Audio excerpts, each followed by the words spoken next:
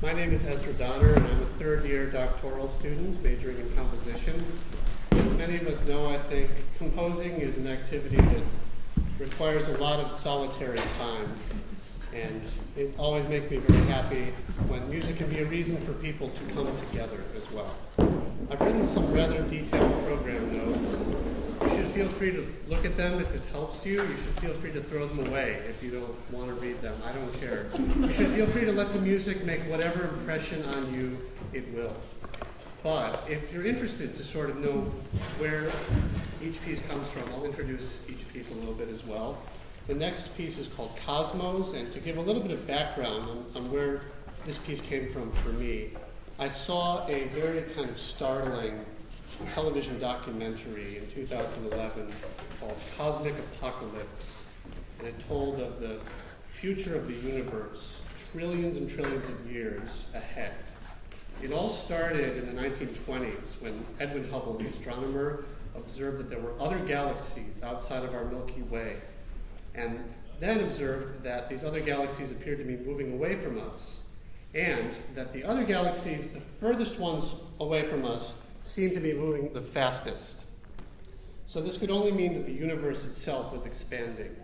And the question for a long time was, would the expansion slow down? Would it stop?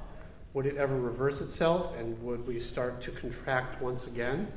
So there's still some disagreement about this, but the prevailing answer is that the expansion will not slow down and will not stop. The expansion will continue forever, which means gradually we're getting darker and colder forever. And some scientists have sort of mapped this out, and they have codified 5 eras from the very beginning of everything in the Big Bang and the first era, the primordial era, into our current epoch, which is called the stelliferous era, the burning star era, and then proceeding onward trillions and trillions of years into the future.